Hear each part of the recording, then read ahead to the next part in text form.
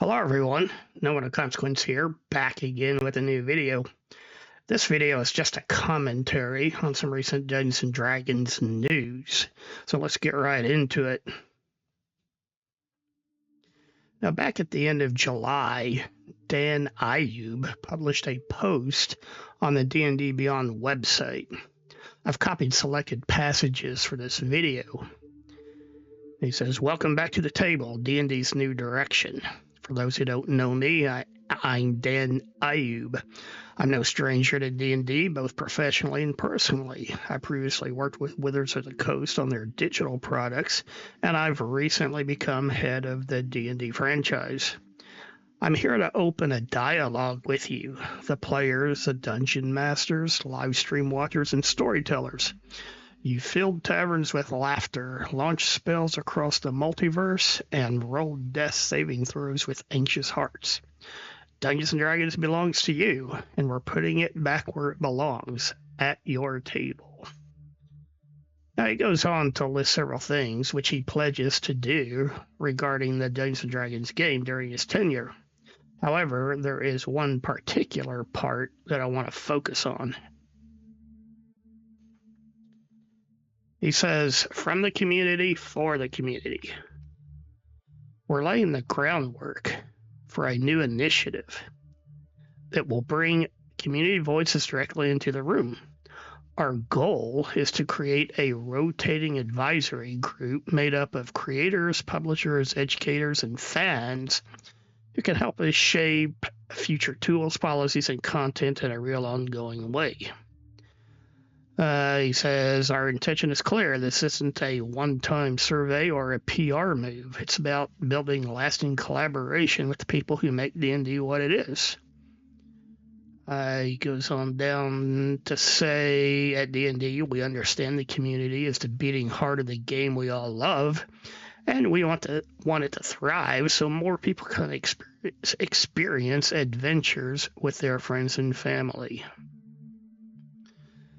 All right, well, that's all very nice. I just hope this advisory group won't be solely made up of the usual suspects, like that D&D boondoggle from a couple of years ago.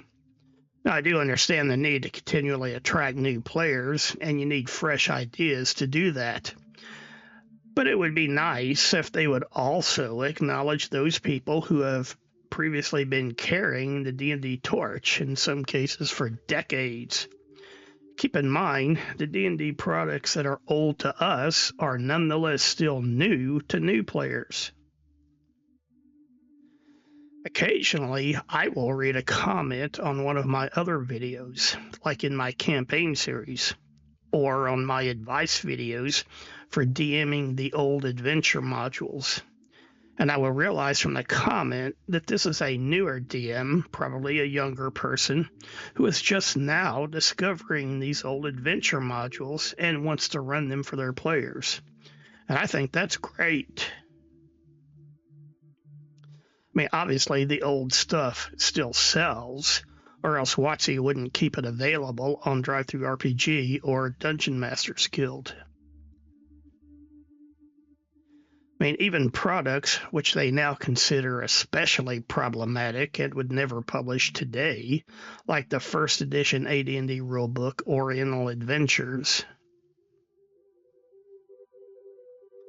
They put those disclaimer notices on the old stuff years ago, but they've never actually yanked any of it off the market, not even Oriental Adventures.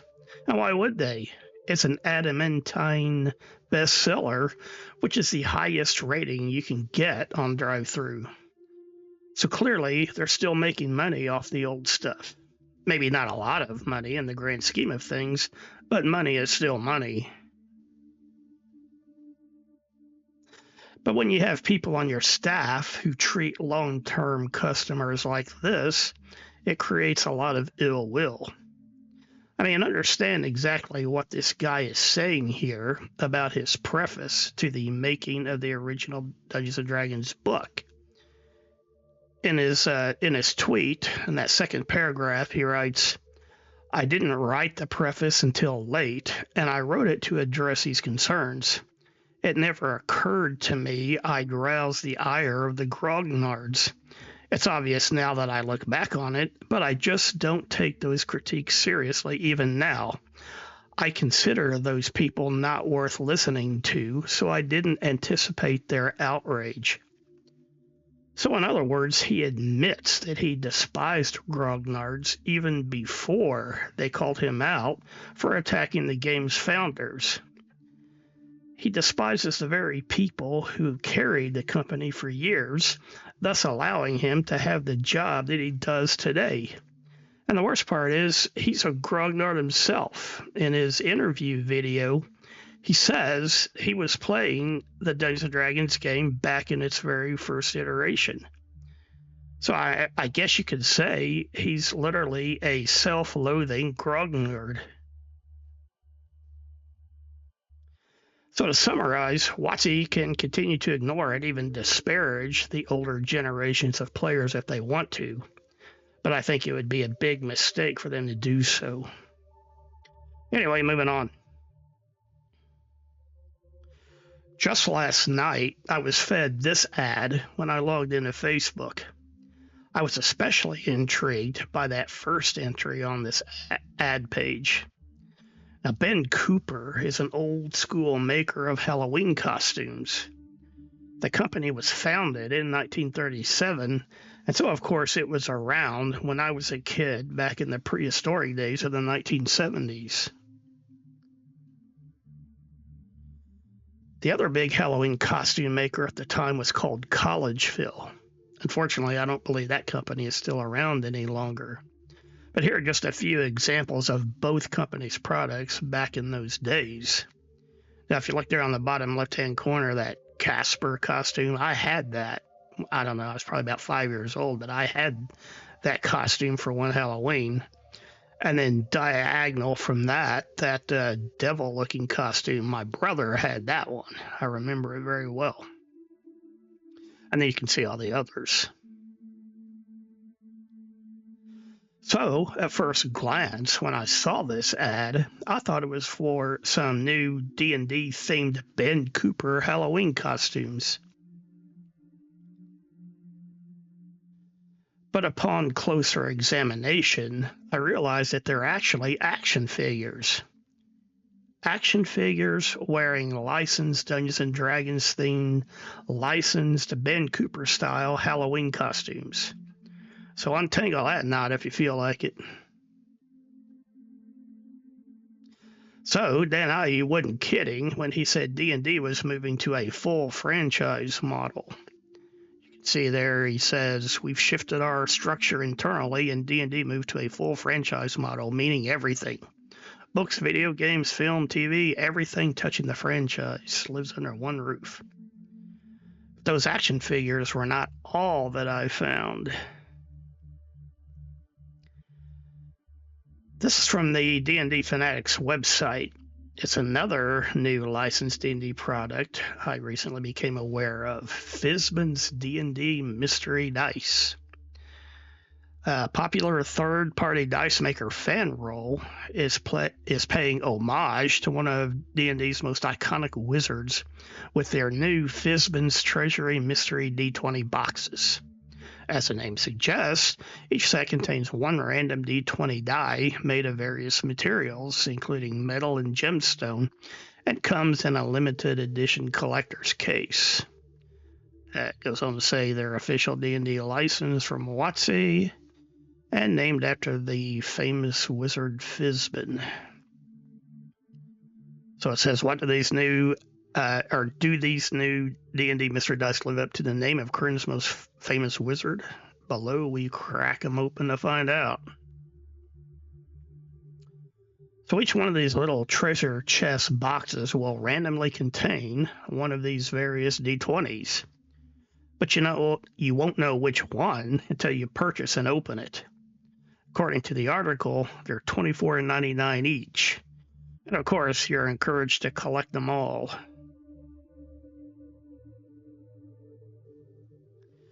I also saw these recent posts on the D&D Twitter feed.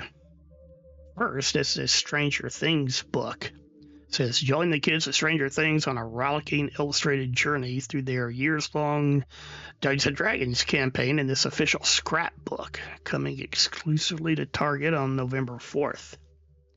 Now, I can't tell who has licensed what from whom with this one. A book based on a Netflix show about kids who play Dungeons & Dragons, and the book is only available through Target. If you're interested in getting it, the book will cost you $24.50. Next up is a 4-pack of Dungeons & Dragons licensed rum. Behold, the fabled brew of the Sea of Swords Dragon Turtle. Meet Coconut Rum Barrel Reserve, an 11% stout aged in rum barrels with smooth coconut and Soul of the Sea bound legend. It's only the first of 3 releases in the 2025 D&D Dragon's Milk Collection. This stuff will cost you $18.99 for the 4-pack, plus shipping, of course. Now, a couple of videos back, I tried to calculate the total cost of all the D&D and D&D licensed products due to be released in 2025. But as you can see from this video, I am already way off. I did not take into account any of the licensed D&D products seen in this video. I didn't even know about them. Now, like I said in a previous video, licensed D&D products is nothing new. This is just a small example of licensed products which were available in the early 1980s. So roughly during the Bronze Age, according to certain other D&D YouTubers. But don't get the idea that I'm criticizing here. I understand wanting to profit off the D&D brand however you can. However, Dan Ayu might want to consider changing his online name to Yogurt. What is it that you do here? Merchandising. Merchandising? What's that? Merchandising. Come, I'll show you. Come, walk this way, take a look. We put the picture's name on everything. Merchandising, merchandising, where the real money from the movie is made. All right, well, that's all I have for now. Thanks for watching. If you enjoyed the video, please hit the like button. If you can, please leave a comment. Let me know what you think, because viewer engagement helps. If you haven't yet, please subscribe to the channel. If you know of a good place, please share the video. And anything you can do to help support the channel, I appreciate it. Thanks again. Bye for now.